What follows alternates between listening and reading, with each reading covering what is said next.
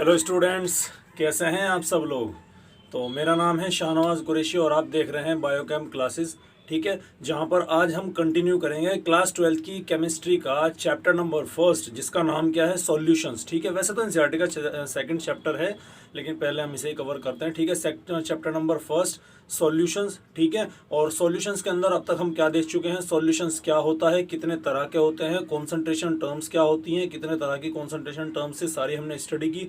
उसके बाद हमने हेनरी लॉ, ठीक है, रोल्स लॉ देखा, ideal and non ideal solution देखा। उसके बाद हमने क्या देखा, हमने देखा कॉलिगेटिव प्रॉपर्टीज देखी। ठीक है, लास्ट लेक्चर में हम कॉलिगेटिव प्रॉपर्टीज कवर कर रहे थे, जिसमें हमने पहली कॉलिगेटिव प्रॉपर्टीज जो कि क्या थी, relative lowering of vapour pressure, इसको हम लोग कंप्लीट कर चुके थे। आई बात समझ में। अब हम चलते हैं आगे की तरफ। तो लास्ट लेक्चर में हमने क्या बताया था, मैंने आपको बताया था कि रिलेटिव लोअरिंग ऑफ, देखो वैसे तो कॉलिगेटिव प्रॉपर्टीज कहां स्टडी की जाती है, कॉलिगेटिव प्रॉपर्टी स्टडी की जाती है आइडियल सॉल्यूशन के अंदर। किसके अंदर, आइडियल सॉल्यूशन के अंदर। कॉलिगेटिव प्रॉपर्टीज वो प्रॉपर्टीज होती है जो कि सॉल्यूट की क्वांटिटी के ऊपर डिपेंड करती है। ठीक है, ऐसा सॉल्यूशन जिसमें सॉल्यूट की क्वांटिटी से कुछ प्रॉपर्टीज चेंज हो जाती हैं, कुछ प्रॉपर्टी में डायरेक्टली डिपेंड होती है सॉल्यूट की क्वांटिटी के ऊपर, इस तरह की प्रॉपर्टीज को हम क्या बोलते हैं, कॉलिगेटिव प्रॉपर्टीज बोलते हैं। ठीक है, एक्चुअल में जो सॉल्यूशन हम तैयार करते हैं, जो हमारा बाइनरी सॉल्यूशन है, उसके दो कंपोनेंट होते हैं, एक होता है सॉल्यूट और एक होता है सॉल्वेंट। और कॉलिगेटिव प्रॉपर्टीज जिन आइडियल सॉल्यूशन के अंदर हम लोग स्टडी करते हैं, उन आइडियल सॉल्यूशन के अंदर जो आपका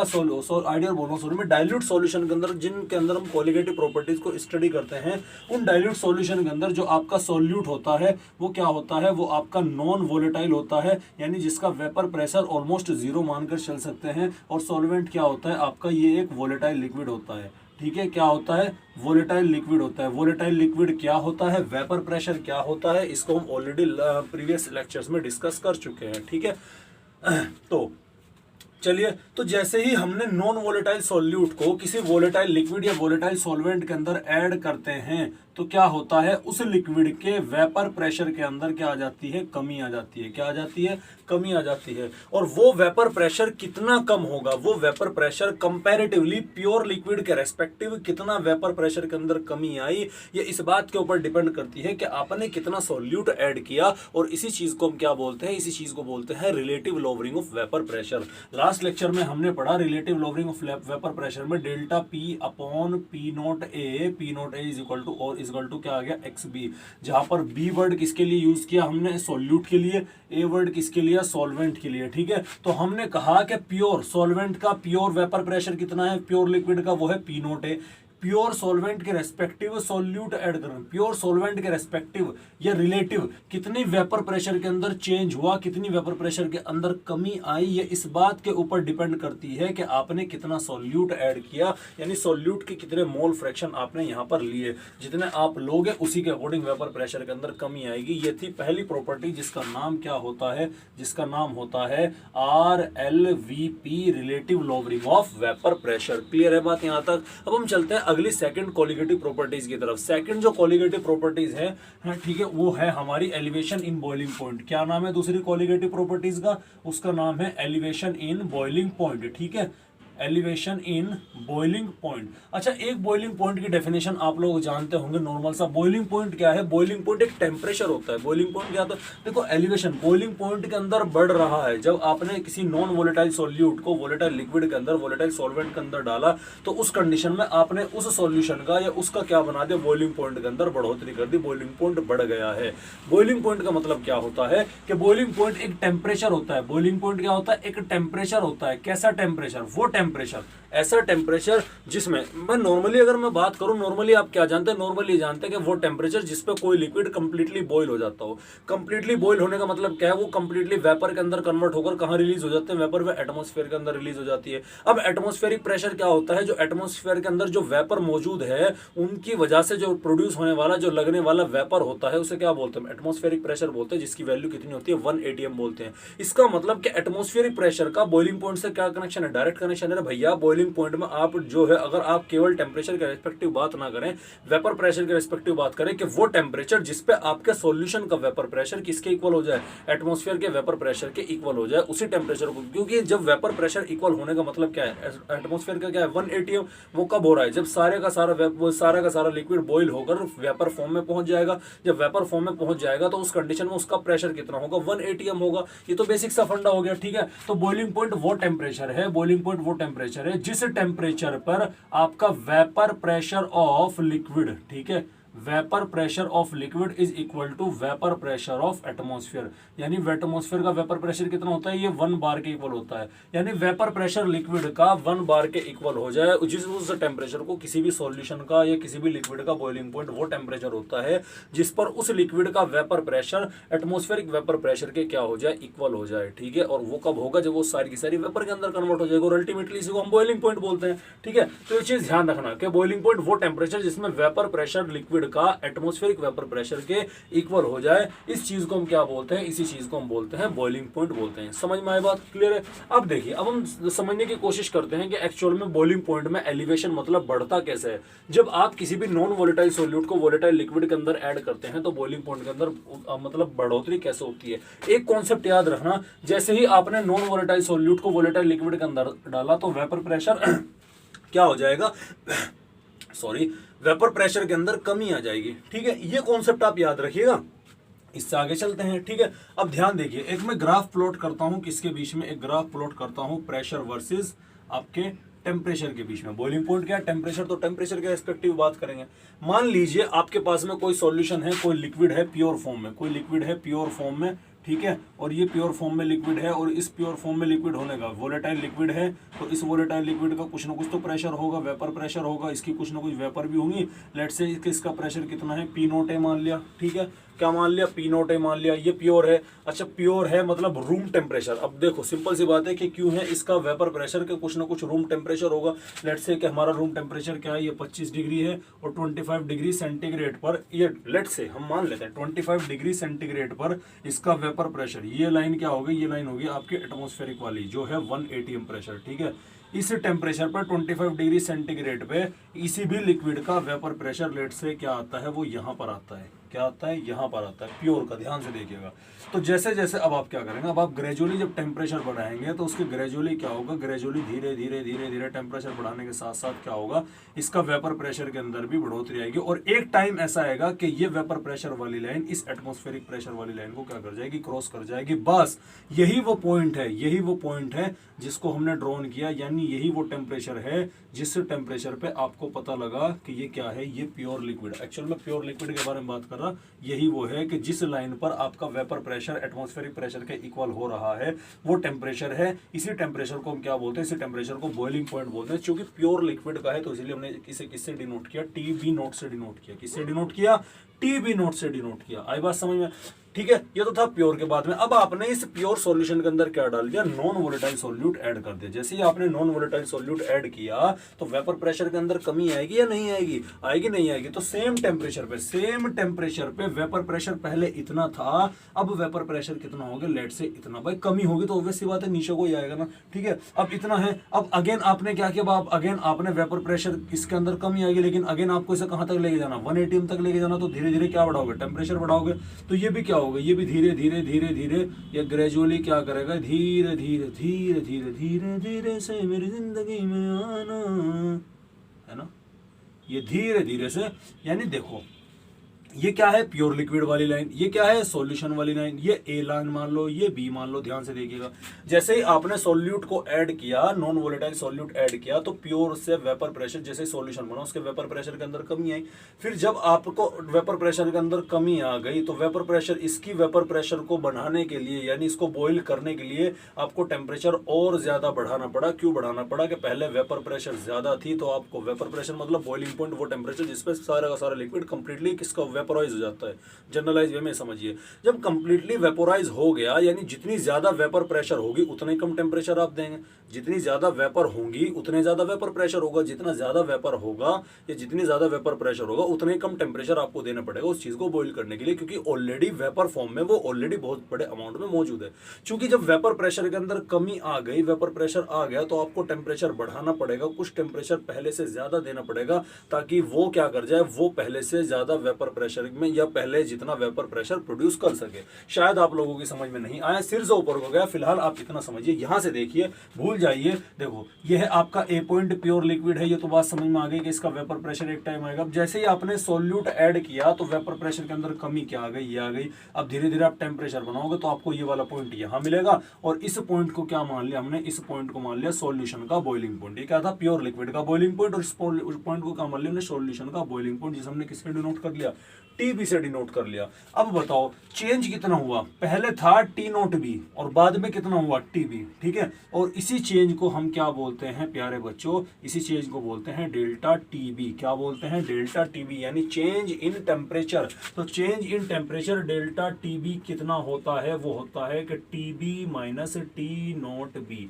यानी जो फाइनल वेपर प्रेशर या फाइनल टेम्परेचर जो होता है उसमें से आपने जो इनिशियल टेम्परेचर जो बॉइलिंग पॉइंट घटा देते हैं उसको माइनस कर दिया, तो ये क्या होता है, ये आपका डेल्टा टीबी की वैल्यू होती है। अब आप जितना ज्यादा सॉल्यूट ऐड करेंगे वेपर प्रेशर के अंदर उतनी ही कमी आएगी, जितनी वेपर प्रेशर के अंदर कमी आएगी उतना ही बड़ा ये चेंज आपको ऑब्जर्व होगा। कैसे होगा, देखो अगर पहले आपने यहां डाला, अब आपने क्या किया, आपने ये सॉल्यूट थोड़ा और ज्यादा कर दे, तो पहले तो यहां मिल रहा था, अब ज्यादा ऐड होने की वजह से आपको पॉइंट क्या मिल रहा है, यहां मिल रहा। अब आप धीरे धीरे धीरे धीरे टेम्परेचर बढ़ाओगे, नहीं बढ़ाओगे, अरे बढ़ाओगे नहीं बढ़ाओगे, ये लो, ठीक है। अब इसको आप लाइन ड्रॉ करिए। अब इनिशियल ए के रेस्पेक्टिव इनिशियल प्योर में कितना था, ए पॉइंट पे था, फाइनल में कितना हुआ, सी पे था। तो आप ए से सी के बीच का गैप देखे ना, ये बढ़ा नहीं बढ़ा, change in temperature, change in temperature हुआ, यानी बॉइलिंग पॉइंट के इसमें काफी अच्छा खासा फर्क आया नहीं है।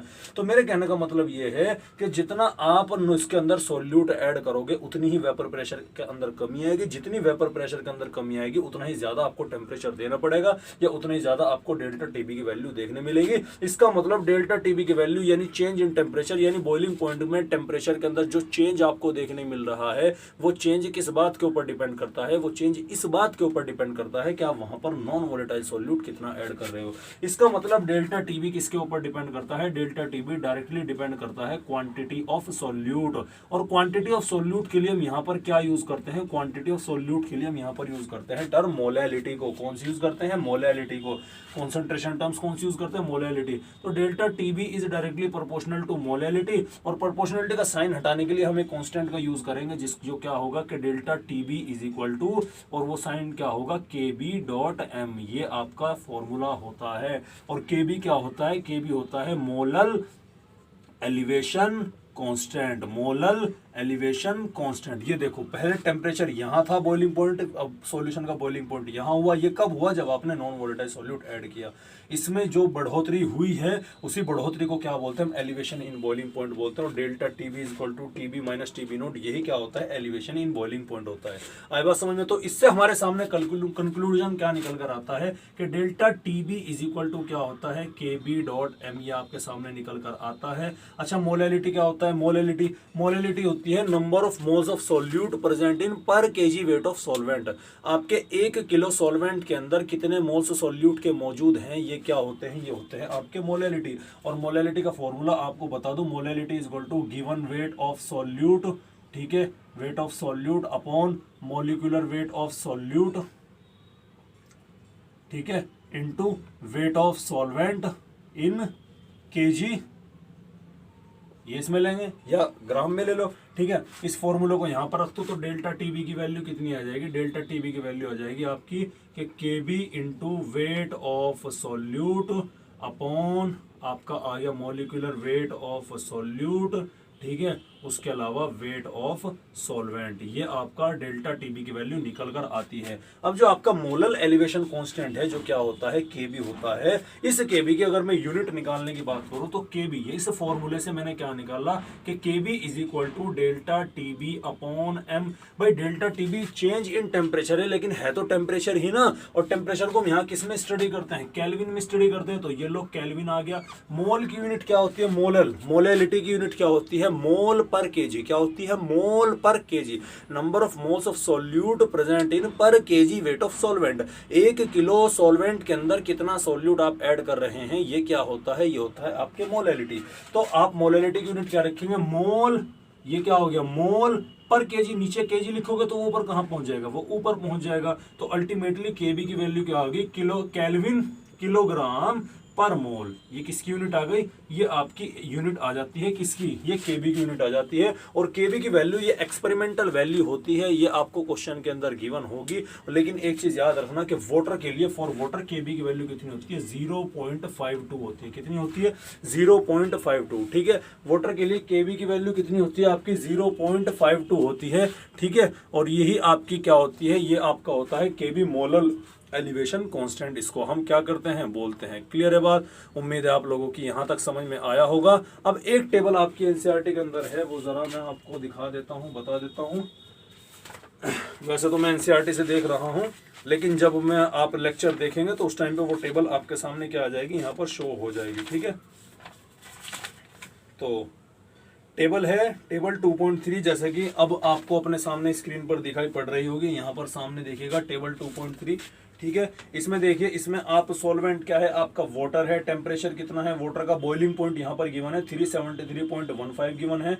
और इस पॉइंट टेम्परेचर पर वाटर का जो केबी की वैल्यू है वो केल्विन किलोग्राम पर मोल में कितनी दे रखी? 0.52। ये मैंने लिखा। ठीक है, क्लियर है? उसके अलावा बेंजीन का जो बॉइलिंग पॉइंट है, बेंजीन का वो कितना दे रखा? 353.3 केल्विन का टेम्परेचर है, बॉइलिंग पॉइंट है। और यहाँ पर बेंजीन के लिए जो केबी की वैल्यू है, जो मोलर एलिवेशन कांस्टेंट है, वो प्रैक्टिकली एक्सपेरिमेंटली निकाला गया है 2.53। उसके अलावा एसिटिक एसिड जिसका आपका बॉइलिंग पॉइंट कितना है? 391.1 है, उसके लिए केबी की वैल्यू कितनी है? 2.93 है। ठीक है, तो ये क्या था? ये आपका मोलर बॉइलिंग पॉइंट एलिवेशन ये आपके सामने थे। कुछ सॉल्वेंट्स के थे जिनके हमने बॉइलिंग पॉइंट के साथ साथ आपको केबी की वैल्यू भी गिवन थी। ठीक है, इसी के साथ आपका ये क्या, ये जो है आपका कि एलिवेशन इन बॉइलिंग पॉइंट क्या होता है? पूरा होता है। अगला जो टॉपिक है हमारा वो क्या है? वो है डिप्रेशन इन फ्रीजिंग पॉइंट। क्या है? Depression in freezing point. तो अब हम अगला टॉपिक शुरू कर रहे हैं, डिप्रेशन इन फ्रीजिंग पॉइंट के फ्रीजिंग पॉइंट के अंदर कमी का आ जाना, फ्रीजिंग पॉइंट के अंदर कमी का आना। क्लियर है बात? चलिए, तो तीसरी प्रॉपर्टी हमारी क्या है? तीसरी प्रॉपर्टी है हमारी डिप्रेशन इन फ्रीजिंग पॉइंट। कौन सी है? Depression in freezing point. चलिए उसकी तरफ को चलते हैं। Depression in freezing point. Freezing point क्या है प्यारे बच्चों? फ्रीजिंग पॉइंट भी एक तरह का टेम्परेचर होता है। जब आप किसी सॉलिड, किसी लिक्विड को में आप फ्रीज करने की कोशिश करते हैं, फ्रीज करते हैं, टेम्परेचर डाउन करते हैं, उस पॉइंट को क्या बोलते हैं? फ्रीजिंग पॉइंट बोलते हैं। ठीक है, तो फ्रीजिंग पॉइंट क्या हो? ये तो थी नॉर्मल डेफिनेशन। फ्रीजिंग पॉइंट क्या है? फ्रीजिंग पॉइंट वो टेम्परेचर है, टेम्परेचर एट विच, वो टेम्परेचर एट विच, ठीक है, वेपर प्रेशर ऑफ लिक्विड, किसका? वेपर प्रेशर लिक्विड का। या फिर दूसरे शब्दों में समझ लीजिए, वो टेम्परेचर, जिस टेम्परेचर पर आपके कोई भी लिक्विड दो स्टेट में कोएग्जिस्ट करता हो, यानी लिक्विड और सॉलिड स्टेट में साथ साथ क्या करता हो? कोएग्जिस्ट करता हो। पहली चीज तो ये हुई कि ऐसा टेम्परेचर जिसमें कोई भी लिक्विड आपके लिक्विड के साथ साथ सॉलिड स्टेट में भी एग्जिस्ट करता हो, उस टेम्परेचर की बात कर दो। या फिर दूसरे शब्दों में क्या बोले कि आपके वेपर प्रेशर जो है किसका? लिक्विड का, वो सॉलिड स्टेट के वेपर प्रेशर के, उसी लिक्विड की वेपर प्रेशर किसके? सॉलिड के इक्वल हो जाए। इस टेम्परेचर को क्या बोलते हैं? फ्रीजिंग पॉइंट बोलते हैं। ठीक है, आई बात समझ में? Freezing point. और कभी मेल्टिंग पॉइंट अगर कभी क्वेश्चन में दे दे तो भी हम फ्रीजिंग पॉइंट को कैलकुलेट करते हैं। ठीक है, मेल्टिंग पॉइंट भी अगर हम क्वेश्चन में गिवन होता है तो उसमें भी हम क्या यूज करते हैं? फ्रीजिंग पॉइंट वाला कॉन्सेप्ट ही यूज करते हैं। चलिए इसके लिए हम ग्राफ बनाने की कोशिश करते हैं। ये लीजिए हमारे पास में ग्राफ आ गया आपके सामने। ये हो गया अगेन प्रेशर वर्सेस टेम्परेचर का, क्योंकि सारा खेल क्या है यहाँ पर? टेम्परेचर का है। फ्रीजिंग पॉइंट में आप नॉर्मली क्या करते हैं? नॉर्मली टेम्परेचर को घटाते हैं। भाई किसी चीज को जमाना होगा तो आपको टेम्परेचर को घटाना पड़ेगा ना, लेकिन उस घटाने वाले टेम्परेचर में भी और ज्यादा कमी आ जाती है। टेम्परेचर, भाई टेम्परेचर तो डाउन कर रहे हैं, लेकिन पहले मान लो कि पहले कोई लिक्विड फ्रीज हो रहा था आपके 5 डिग्री सेंटीग्रेड पे या 5 डिग्री सेंटीग्रेड पे, अगर कोई लिक्विड आपका फ्रीज हो रहा है और आपने उसके अंदर कोई चीज ऐड कर दिया तो 5 की बजाय वो पहले ही मतलब ऊपर से नीचे आ रहा तो पहला टेम्परेचर क्या हुआ? 7 डिग्री पे या 8 डिग्री पे या 9 डिग्री पे क्या हो जाता है? फ्रीज हो जाता है। दूसरे शब्दों में आप ये समझिए, आइस फैक्ट्री जो बर्फ की जो फैक्ट्री होती है, ठीक है। आइस फैक्ट्री जो होती है उसमें जब आइस जमाते हैं नॉर्मली, ठीक है, जब आइस बर्फ को जमाने लगते हैं तो वाटर का जो फ्रीजिंग पॉइंट होता है वो कितना है, 0 डिग्री सेंटीग्रेड होता है। और वाटर जो होता है अपने नॉर्मल रूम टेम्परेचर पे लिक्विड फॉर्म में होता है, यानी लिक्विड फॉर्म से आप उसकी एनर्जी क्या करते हैं, घटाना शुरू करते हैं, तब जाकर वो 0 डिग्री में आएगा, पहली चीज़। दूसरी चीज़, जैसे ही आप उसके अंदर सॉल्ट करते हैं, वाटर को जल्दी जमाने के लिए, बर्फ को जल्दी जमाने के लिए उसके अंदर नमक, इस तरह का इलेक्ट्रोलाइट्स यूज़ किया जाता है, जिसकी वजह से क्या होता है, जिसकी वजह से उसके फ्रीजिंग पॉइंट के अंदर कमी आ जाती है। अब पहले वाटर प्योर कंडीशन में 0 डिग्री तक जाएगा तब जाकर फ्रीज होगा। लेकिन अब क्या होगा, अब कम टेम्परेचर पे ही, यानी 7, 8 या 9 डिग्री टेम्परेचर पे ही या 5 डिग्री टेम्परेचर पे ही, इतने कम टेम्परेचर पे क्या हो जाएगा, आपके फ्रीज हो जाएगा। ठीक है, यानी फ्रीजिंग पॉइंट में कमी आई या नहीं आई, उसी चीज को हम क्या बोलते हैं, उसी चीज को बोलते हैं डिप्रेशन इन फ्रीजिंग पॉइंट बोलते हैं। आई बात समझ में। अब लेट्स से कि आपकी कोई एक चीज है वो किस फॉर्म में है, ये आपके लिक्विड फॉर्म में है, कोई एक चीज़ है किस फॉर्म में है, आपके लिक्विड फॉर्म में है। लिक्विड फॉर्म में है तो इसका क्या होगा, कुछ ना कुछ तो वेपर प्रेशर होगा, नहीं होगा, क्लियर है। इसका खुद का कुछ ना कुछ वेपर प्रेशर तो देखने नहीं मिलेगा ना, मिलेगा नहीं मिलेगा भाई, ऑब्वियस सी बात है। कोई लिक्विड आपके सामने मौजूद है और उस लिक्विड का वेपर प्रेशर कुछ तो भी होगा ना, ठीक है। अब कंडीशन ये हुई कि कंडीशन ये है कि आपने उस लिक्विड को किस फॉर्म में के अंदर कन्वर्ट किया, वो ये प्योर लिक्विड है। क्या है, प्योर लिक्विड है। मैं प्योर लिक्विड की बात कर रहा हूँ, किसकी बात कर रहा हूँ, ये प्योर लिक्विड की बात कर रहा हूँ। अब आपने क्या किया, मैंने टेम्परेचर क्या है कि वो पॉइंट जिसमें वेपर प्रेशर लिक्विड का सॉलिड के वेपर प्रेशर के अंदर कमी आ जाए। अब इस आप लिक्विड वाले सॉल्यूशन का टेम्परेचर डाउन करोगे, टेम्परेचर डाउन करोगे तो उसके वेपर प्रेशर के अंदर बड़ी तेजी से कमी आती है। जैसे ही आप टेम्परेचर डाउन करते हो तो वैसे ही वेपर प्रेशर के अंदर क्या होता है, बड़ी तेजी से क्या आती है, कमी आती है। तो यानी अगर मैं इस लाइन को ड्रॉ करने लगूँ कि वेपर प्रेशर जब मैं प्योर लिक्विड को किसके अंदर कन्वर्ट कर रहा हूँ, तो ये टेम्परेचर, इस टेम्परेचर पर लेट से मैंने क्या किया कि ये सॉलिड वाला टेम्परेचर है और इस टेम्परेचर, ये आप यहाँ पर लीजिए कि वेपर प्रेशर के अंदर कमी आई, किसकी आई है, सॉलिड वाले की आई। क्या आई, सॉलिड वाले की। और यही वो लाइन है कि जिसको क्रॉस करने पर आपका फ्रीजिंग पॉइंट कैलकुलेट किया जाएगा। ठीक है, अब कुछ टेम्परेचर पर, अब वाटर का रूम टेम्परेचर पे 25 है, लेट से कि मैंने यहाँ मान लिया कि ये मेरा इस टेम्परेचर पे, लेट से कि टेम्परेचर हाई है, हाई से लो करना है तो मैं इस टेम्परेचर को यहाँ पर लेता हूँ। ठीक है, कुछ तो भी टेम्परेचर है, आए बस समझ में, कुछ भी टेम्परेचर हो। ठीक है, अब इस टेम्परेचर पे हमने क्या रखा, ये हमारा ए पॉइंट है। जैसे ही हमने नॉन वोलेटाइल सॉल्यूट ऐड किया, ये प्योर कंडीशन में, सबसे पहले मैं प्योर लिक्विड का वेपर प्रेशर, देखो ये तो है कि सॉल्ट में जब आप डालोगे तो बड़ी तेजी से कमी आएगी, लेकिन मैं बात करूंगा जब आपका जो प्योर लिक्विड है, जो आपका प्योर लिक्विड है, तो उस कंडीशन में जब आप उसे फ्रीज करेंगे तो आपको टेम्परेचर डाउन करना पड़ेगा और ग्रेजुअली टेम्परेचर डाउन करते करते एक पॉइंट आपका ऐसा आएगा जो इस सॉलिड वाली लाइन को काटेगा। बस यही वो पॉइंट है आपका जो आपके प्योर लिक्विड का क्या होगा, वो आपका फ्रीजिंग पॉइंट होगा। इसको हम क्या बोलते हैं, T0F के नाम से जानते हैं।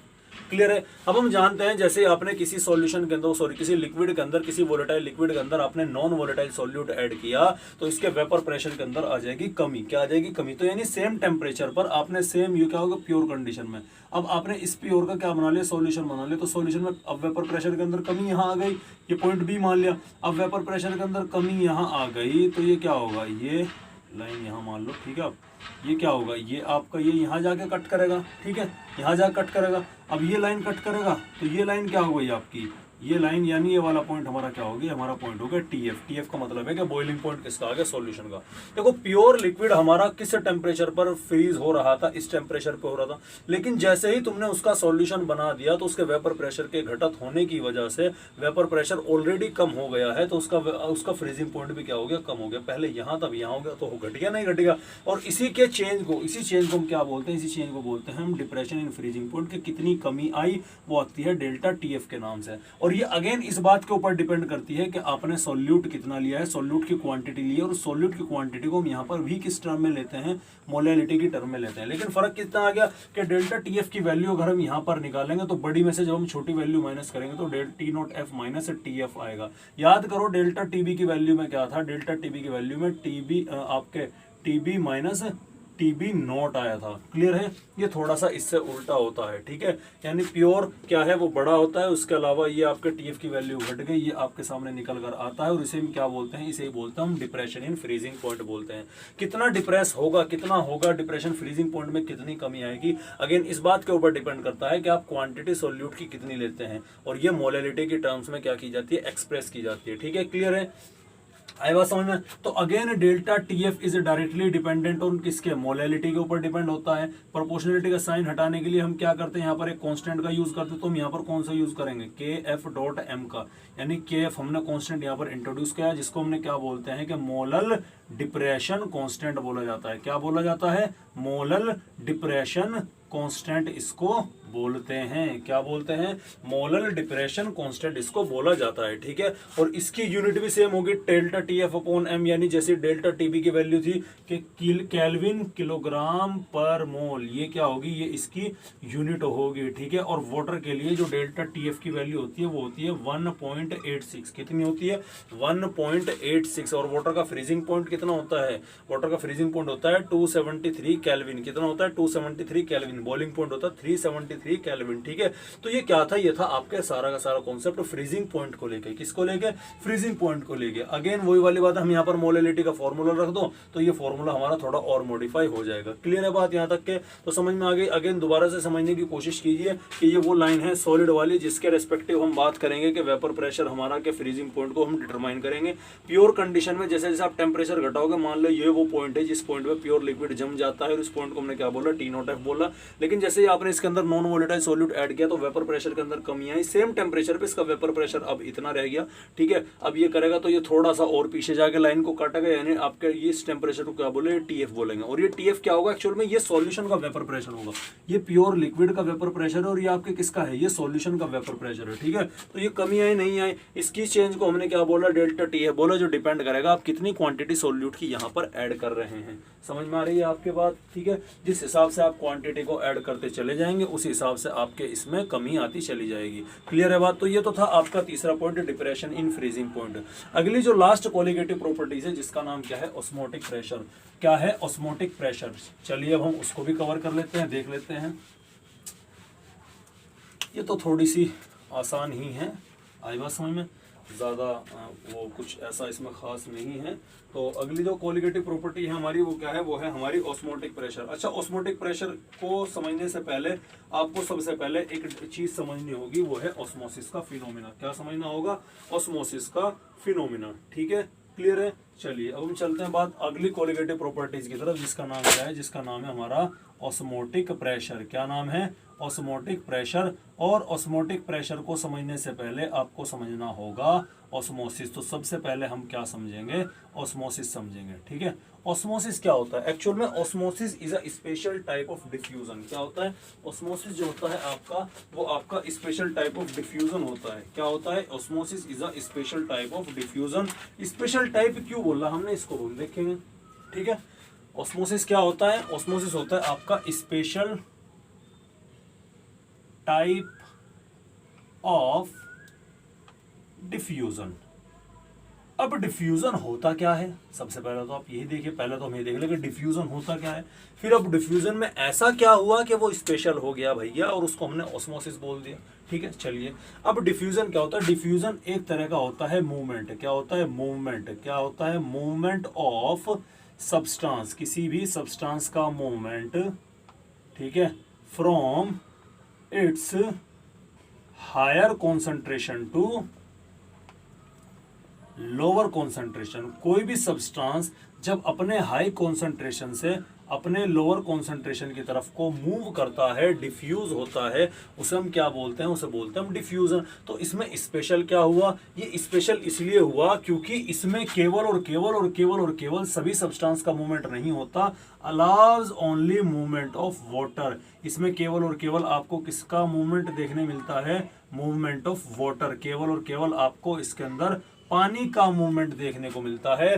पानी ही मूव कर सकता है, बस सब्सटेंस आपके सॉल्यूट भी हो सकता है, सॉल्वेंट भी हो सकता है, किसी भी सॉल्यूशन के अंदर आपके सॉल्यूट भी हो सकता है और सॉल्वेंट भी हो सकता है। लेकिन यहाँ पर केवल और केवल आपको किसका मूवमेंट देखने मिलेगा, यहाँ पर आपको देखने मिलेगा केवल और केवल आपके सॉल्वेंट का मॉलिक्यूल देखने मिलेगा, सॉल्यूट के पार्टिकल मूव नहीं कर सकते। ऐसा क्या है जिसकी वजह से केवल और केवल यहाँ पर सॉल्वेंट का मूवमेंट हो सकता है, तो उसका कारण है आपका सेमी परमिएबल मेम्ब्रेन। क्या है, semi permeable permeable membrane, semi permeable membrane, भाई मेम्ब्रेन कोई भी एक लेयर, परमिएबल जिसके आसपास कोई चीज जा सकती है, और सेमी मतलब गिनी चुनी चीज, सेमी मतलब जो केवल अलाउ करती है, सेमी मतलब हाफ कंडीशन बोल सकते हैं, सॉल्यूशन हाफ सॉल्यूशन को अलाउ करती है, और वो हाफ पार्ट कौन सा होता है आपका, सॉल्वेंट वाला पार्ट होता है। तो सेमी परमिएबल मेम्ब्रेन की वजह से ये एक पोरस मेम्ब्रेन होती है, एक झिल्ली होती है, जैसे हमारी स्किन होती है। आप पानी के अंदर थोड़ी देर हाथ डालो, आपकी उंगलियां फूल जाएंगी, ये क्या होती है, ये सेमी परमिएबल है, केवल और केवल पानी के मूवमेंट को अलाउ करती है। उसके अलावा आपके यूरिनरी ब्लैडर जो होता है, जो नेचुरल क्या होता है, नेचुरल सेमी परमिएबल मेम्ब्रेन की तरह ट्रीट किया जाता है। उसके अलावा आपका पिग का ब्लैडर होता है, यूरिनरी ब्लैडर, इसको भी इस्तेमाल किया जाता है। उसके अलावा अगर मैं, ये तो थी नेचुरल, अगर मैं सिंथेटिक की बात करूं तो सेलोफेन की मेम्ब्रेन का भी इस्तेमाल किया जाता है। सेलोफेन क्या होता है, सेलोफेन होता है आपका जो कि सेल्यूलोज से मिलकर बनाया जाता है, ठीक है, सेल्यूलोज एसीटेट, ये सब क्या है, ये सब आपके सिंथेटिक क्या होते हैं, सिंथेटिक सेमी परमिएबल मेम्ब्रेन होती है। परकमेंट पेपर जो कि नेचुरल होता है, सेल्यूलोज से मिलकर बना होता है, ये परकमेंट पेपर होता है, ठीक है, उसे हम क्या बोलते हैं, उसके भी हम सेमी परमिएबल मेम्ब्रेन की तरह यूज कर सकते हैं। अब ये सेमी परमिएबल मेम्ब्रेन केवल और केवल पानी का मूवमेंट अलाउ करेगी, इसीलिए इसे क्या बोला हमने, special type of diffusion. Diffusion है यानी यहां पर केवल और केवल हम पानी का रेस्पेक्टिव बात करेंगे कि वाटर अपने हायर कॉन्सेंट्रेशन से अपने लोअर कॉन्सेंट्रेशन की तरफ को क्या करता है, मूव करता है। समझ में आई बात। इस फिनोमेना को क्या बोलते हैं, इस फिनोमेना को ऑस्मोसिस बोलते हैं, ठीक है, क्लियर है। अब ये तो थी यहां तक की बात। अब सबसे पहले हमें थोड़ा सा ऑस्मोसिस को और थोड़ा सा समझने की कोशिश करते हैं। जैसे कि मेरे पास में क्या है, मैं अपने पास में क्या रख देता हूँ, एक बीकर रख देता हूँ। ये मेरे पास में क्या है, एक बीकर है, और इस बीकर के अंदर मैंने लगा दी सेमी परमिएबल मेम्ब्रेन लगा दी। क्या लगा दी, सेमी परमिएबल मेम्ब्रेन लगा दी। और इस बीकर में एक साइड में मैंने क्या भर दिया, एक साइड में मैंने भर दिया प्योर वाटर भर दिया। क्या भर दिया, प्योर वाटर भर दिया। और दूसरी साइड मैंने क्या भर दिया, दूसरी साइड मैंने भर दिया कि 5% NaCl यहाँ पर भर दिया। अब मुझे ये पोर्शन A है और ये पोर्शन B है। अब मुझे बताना है कि वाटर कहाँ से कहाँ मूव करेगा। देखो प्योर वाटर है, 100% प्योर वाटर है, तो यहाँ पर 100 के 100 पार्टिकल किसके मिलेंगे, 100 पार्टिकल 100 के 100। लेट से सारे पार्टिकल का नंबर कितने हैं, प्योर वाटर का 100 है, तो 100 के 100 पार्टिकल किसके मिलेंगे, यहाँ पर प्योर वाटर के मिलेंगे। लेकिन NaCl में आपको 5 पार्टिकल किसके मिलेंगे, NaCl के मिलेंगे, और 95 पार्टिकल किसके मिलेंगे, आपको वाटर के मिलेंगे। अब हमें कंपैरिजन क्या करना है, हमें movement, only movement of water. तो वाटर हाई किधर है, इस तरफ है ए की साइड में, वाटर कम किधर है, इस तरफ है बी की साइड, यहाँ केवल 95 पार्ट वाटर के हैं। तो पानी ए से बी की तरफ को मूव करेगा, यानी ऑस्मोसिस A to B होगा। क्या होगा, A to B होगा। क्लियर है बात। पहला पॉइंट तो ये हो गया। दूसरा ये हो गया कि अगर आपका ये ए वाला पोर्शन अब प्योर वाटर ना लेकर मैंने क्या कर दिया, ये तो 5% है, ये इसको मैंने कर दिया कि 10% ये आपके NaCl का सॉल्यूशन हो गया। अब बताओ किधर से किधर मूवमेंट होगा। तो 10% NaCl का मतलब क्या हो गया कि 10 पार्टिकल किसके हो गए, आपके NaCl के हो गए, और आपके 90 पार्टिकल, क्योंकि टोटल 100 मान के चल रहा हूं, तो 90 पार्टिकल किसके हो गए, वाटर के हो गए। अब पानी ज्यादा कहां है, अब पानी ज्यादा उधर है जिधर कॉन्सेंट्रेशन कम है। जिधर कॉन्सेंट्रेशन कम है यानी जो डाइल्यूट सॉल्यूशन है, जो मोर डाइल्यूट सॉल्यूशन है, उसमें पानी ज्यादा है। मोर डाइल्यूट सॉल्यूशन आपका बी वाला है, और ये दिखाई भी पड़ रहा है इसकी कॉन्सेंट्रेशन सॉल्यूशन की 5% है, इसकी 10% की, यानी इसमें सॉल्यूट कम है, इसमें सॉल्यूट ज्यादा है। सॉल्यूट कम है मतलब सॉल्वेंट ज्यादा है। ये इस तरह भी और वैसे भी आप इसे तोड़कर लिख सकते हैं। तो 95 पार्टिकल यहाँ पर कितने किसके हैं, वाटर के हैं, और यहाँ पर 90 पार्टिकल किसके हैं, ए की साइड में यहाँ वाटर के हैं। तो पानी 95 से 90 की तरफ, यानी अपने ज्यादा से अपने कम की तरफ को मूव करेगा। इसे कोई मतलब नहीं सॉल्वेंट इधर 10 है इधर 5 है, सॉल्यूट का तो मूवमेंट पॉसिबल ही नहीं है, क्योंकि ये मेम्ब्रेन केवल और केवल सॉल्वेंट के मूवमेंट को अलाउ करती है। क्लियर है। तो ये क्या था आपके, ये था फिनोमेना ऑस्मोसिस का। तो पानी इस कंडीशन में आपका कहां से कहां मूव करेगा, पानी आपका मूव करेगा B to A मूव करेगा। क्लियर है। तो 2 केस बता दिए मैंने आपको। क्लियर है बात। अब देखिए, अब लेट्स से कि ये क्या हो रहा है, अब मैं बता रहा हूं, अब आपको ऑस्मोटिक प्रेशर समझाने जा रहा हूं, ठीक है, ऑस्मोटिक प्रेशर समझाने जा रहा हूं। ध्यान से देखिएगा, ये आपका क्या है, ये आपका एक बीकर है। इस बीकर के बीच में या इस कंटेनर के बीच में आपने क्या भर दिया, एक सेमी परमिएबल मेम्ब्रेन को पुट कर दिया। ये सेमी परमिएबल मेम्ब्रेन आपने क्या किया, इस तरफ एक साइड क्या भर दिया, एक साइड भर दिया आपने प्योर वाटर भर दिया। क्या भर दिया, प्योर वाटर भर दिया। और इधर आपने क्या भर दिया, इधर आपने भर दिया कि 5% कोई भी सॉल्यूशन भर दिया, 5% कोई भी सॉल्यूशन भर दिया। अब प्योर वाटर का मतलब क्या है, यहाँ पर 100 पार्टिकल पानी के हैं, और 5% सॉल्यूशन का मतलब क्या है, यहाँ पर 5 पार्टिकल सॉल्यूट के हैं, और 95 क्या है, वाटर के हैं। ये पोर्शन ए है, ये पोर्शन बी है। पानी ए में ज्यादा है, सारे के सारे पार्टिकल वाटर के हैं, पानी बी में कम है, 95 पार्टिकल है। तो पानी अपने ए से बी की तरफ को मूव करेगा। ये वाली बात तो हमारी समझ में आ जानी चाहिए। यानी ऑस्मोसिस क्या होगा, यहाँ पर होगा, यानी पानी प्योर वाटर किसमें में जाएगा, इम्प्योर सॉल्यूशन के अंदर यहाँ पर जाकर देखने मिलेगा आपको।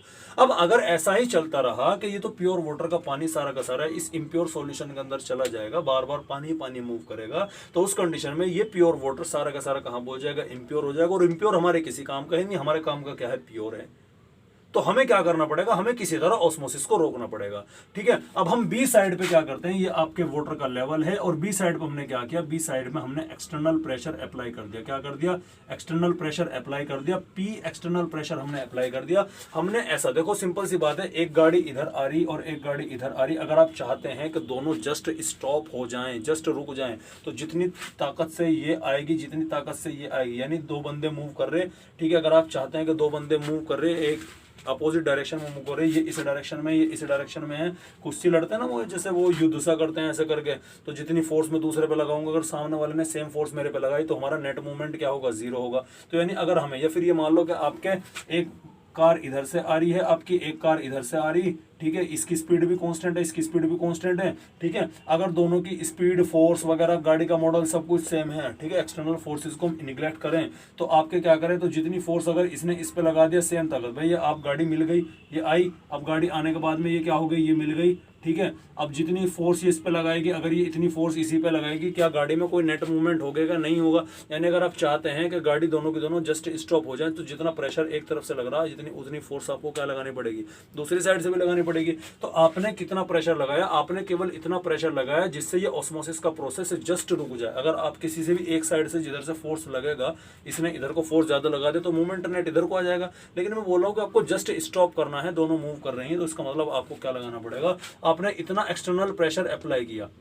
यानी ऑस्मोटिक प्रेशर क्या है, एक्सटर्नल प्रेशर जो आप अप्लाई करते हैं, जिससे आपका ऑस्मोसिस का प्रोसेस जस्ट स्टॉप हो जाए, जस्ट रुक जाए। और उस प्रोसेस को हम क्या बोलते हैं, उस प्रोसेस को बोलते हैं हम ऑस्मोटिक प्रेशर बोलते हैं। क्या बोलते हैं, उस प्रेशर को क्या बोलते हैं, सोडियम ऑस्मोटिक प्रेशर बोलते हैं। और ऑस्मोटिक प्रेशर को हम डिनोट करते हैं किससे, पाई से डिनोट करते हैं। अब एक चीज का ध्यान रखना कि डाइल्यूट सॉल्यूशन में, डाइल्यूट सॉल्यूशन की अगर मैं बात करूं आपके, तो डाइल्यूट सॉल्यूशन के अंदर आपका जो इस सॉल्यूशन के, डाइल्यूट सॉल्यूशन के अंदर जो सॉल्यूट के पार्टिकल होते हैं, उनका बिहेवियर, मैंने बोला ना कि कोलिगेटिव प्रॉपर्टीज हम कहाँ स्टडी करें, सॉल्यूट के अंदर स्टडी कर रहे हैं। तो डाइल्यूट सॉल्यूशन के अंदर जो आपके सॉल्यूट होते हैं, उनके जो पार्टिकल होते हैं, उसका बिहेवियर, सोल्यूट के पार्टिकल का बिहेवियर एक गैस की तरह से होता है, ठीक है। सोल्यूट के पार्टिकल का बिहेवियर डाइल्यूट सॉल्यूशन के अंदर जो आपके सोल्यूट के पार्टिकल हैं, उनका बिहेवियर गैस के पार्टिकल के बिहेवियर के जैसे होता है। इसीलिए यहाँ पर हम क्या लगा सकते हैं, यहाँ पर हम आइडियल गैस इक्वेशन भी लगा सकते हैं, ठीक है।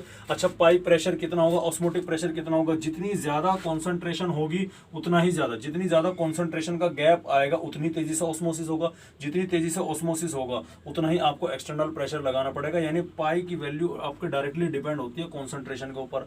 भैया आपने टेम्परेचर बढ़ा दिया तो वेपर प्रेशर इंक्रीज हो गया, टेम्परेचर बढ़ा दिया वेपर प्रेशर इंक्रीज हो गया, ठीक है। तो यानी पाई की वैल्यू ऑस्मोटिक प्रेशर आपके डिपेंड किस पे कर गई, ये आपके टेम्परेचर के ऊपर भी डिपेंड कर दिया, ठीक है। उसके अलावा अगर मैं दोनों को करूं तो पाई इज डायरेक्टली डिपेंड करता है सी और टी के ऊपर, कॉन्सेंट्रेशन और टेम्परेचर के ऊपर। उसके अलावा कॉन्स्टेंट हटाने के लिए तो पाई इज इक्वल टू क्या लगा दिया आपने, एक गैस कॉन्स्टेंट लगा दिया आर, और क्या बन गया, सी बन गया। और इसीलिए पाई की वैल्यू क्या होती है, ये होती है सी आर टी, ये पाई का फॉर्मूला होता है। ये तो है गैस वाले कॉन्सेप्ट से, ठीक है। अब मैं बताता हूँ आपको, लेट से आपने क्या मान लिया, मैंने कहा कि आइडियल आपके डाइल्यूट सॉल्यूशन के अंदर जो आपके सॉल्यूट के पार्टिकल होते हैं, उनका बिहेवियर गैस के पार्टिकल के बिहेवियर की तरह से होता है। तो गैस वाली इक्वेशन लगा दो, क्योंकि बिहेवियर सेम है। तो पी वी इक्वल टू क्या होता है, एन आर टी होता है, ठीक है।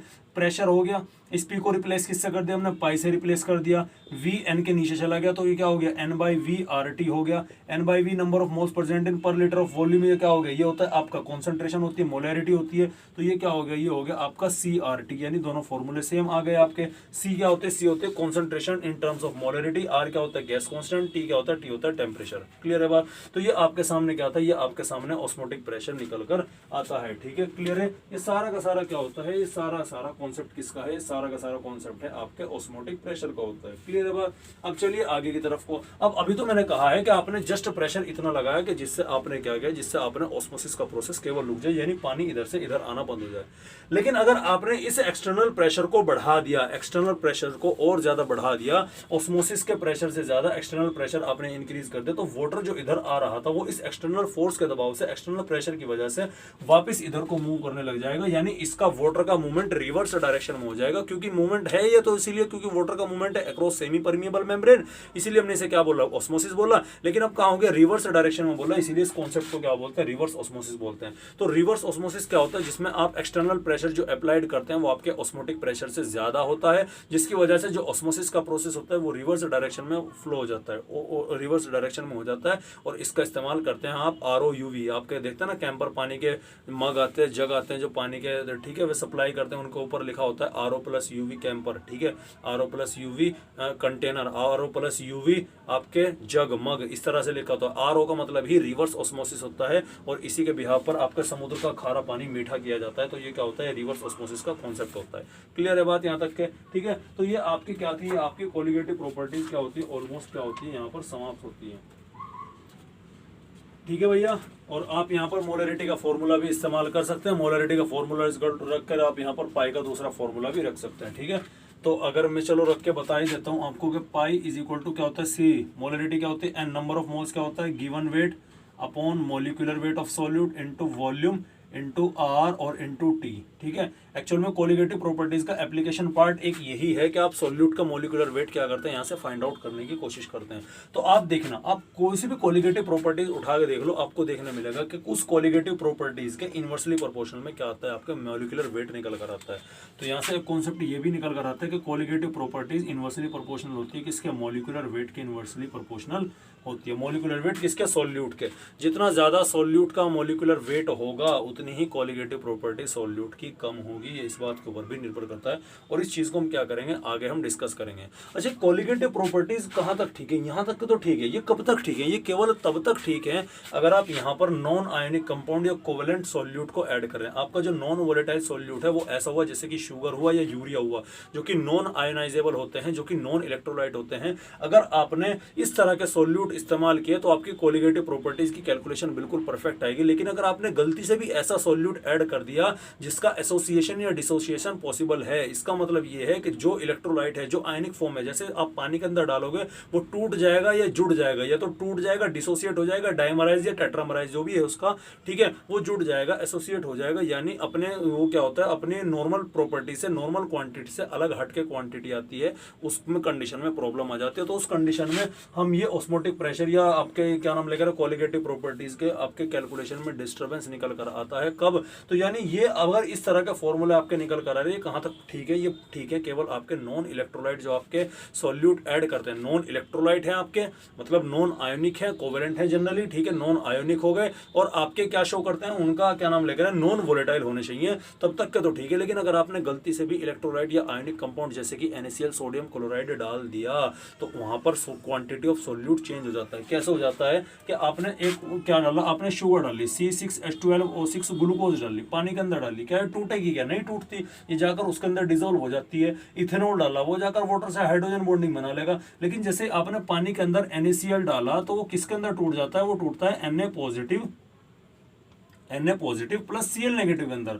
अब डाला तो आपने मोल, 1 मोल NaCl का, लेकिन वो जाकर पानी के अंदर टूट कितने में गया, 1 मोल सोडियम में, 1 मोल क्लोराइड में। डाला आपने 1 मोल, मिल आपको रहा है 2 मोल, यानी क्वांटिटी ऑफ सॉल्यूट चेंज हो गई नहीं होगी जब आप सॉल्यूशन बना रहे। और अगर क्वांटिटी ऑफ सॉल्यूट चेंज हो गई तो कोलिगेटिव प्रॉपर्टीज तो केवल और केवल सॉल्यूट की क्वांटिटी के ऊपर ही डिपेंड करती है, तो कोलिगेटिव प्रॉपर्टीज भी चेंज हो जाए, ठीक है। और यहीं से कॉन्सेप्ट निकल कर आता है वेंट ऑफ फैक्टर का, यानी इस चीज को करेक्ट करने के लिए कि जो हमारी एबनॉर्मेलिटी निकल कर आई है, इस चीज को करेक्ट करने के लिए हम एक फैक्टर को इंट्रोड्यूस कराते। एक साइंटिस्ट थे वॉन्टहोफ नाम के एक साइंटिस्ट थे, एक्चुअल में शायद ये डच साइंटिस्ट थे, ठीक है। और केमिस्ट्री के ऐसे पहले साइंटिस्ट थे जिन्हें पहली बार केमिस्ट्री में नोबेल प्राइज मिला। मैं क्या बोल रहा हूँ, जिन्हें फर्स्ट टाइम केमिस्ट्री के अंदर नोबेल प्राइज मिला, ये वो साइंटिस्ट थे, ठीक है। वॉन्टहोफ, इन्हीं का नाम के ऊपर वॉन्टहोफ फैक्टर था, इन्होंने ये इंट्रोड्यूस किया था, डच साइंटिस्ट थे, ठीक है। और वो वॉन्टहोफ फैक्टर जब इन कोलिगेटिव प्रॉपर्टीज के फॉर्मूले में इंट्रोड्यूस कराया गया तो हमारी जो प्रॉब्लम थी ये सॉल्व हो गई, ठीक है। तो आगे हम पढ़ेंगे concept of abnormal molar mass या कॉन्सेप्ट ऑफ वॉन्टहोफ फैक्टर, ये हम आगे पढ़ेंगे, जो कि हमारा लास्ट टॉपिक होगा इस चैप्टर का। उसके बाद में सेकंड चैप्टर सॉल्यूशन आपका क्या हो जाएगा, कंप्लीट हो जाएगा। क्लियर है, ठीक है। तो चलिए भाई, मेरे भाई लोगों, हो गया हमारा ये चैप्टर ऑलमोस्ट कंप्लीट हो गया, ठीक है। रोज ही के कर ही रहे, हमारा 1-2 महीने से चल रहा करने लग रहे, कोई बात नहीं, ठीक है। दिक्कत नहीं लेनी है, हो जाएगा। लॉकडाउन का इफेक्ट है थोड़ा सा, इस वजह से कोई बात नहीं। खैर आपको करना क्या है, आपको ये सारा का सारा रिकॉल करना है। खासकर जो मेरे पास में बच्चे फिजिकल क्लासेस लेने वाले हैं, मैं उनके लिए स्पष्ट कर दूं कि ये लेक्चर अपने बिल्कुल फिट फॉर तैयार करके रखें, क्योंकि मैं जब फिजिकल क्लासेस लूँगा तो मैं शुरू से स्टार्ट नहीं करूँगा। जहाँ तक मेरे यूट्यूब के लेक्चर, यूट्यूब पर लेक्चर जो अवेलेबल हैं उनके बाद में जी, उसके बाद में कंटिन्यू करूँगा। यानी जो कंटेंट यूट्यूब के ऊपर पड़ा है वो ऑलरेडी आपको यहीं से कवर करना पड़ेगा। उसका अगर कोई डाउट होगा फिजिकल क्लास वालों तो उसको मैं सॉल्व करूँगा, ठीक है। तो चलिए पढ़ते रहिए, मेहनत करते रहिए। All the best.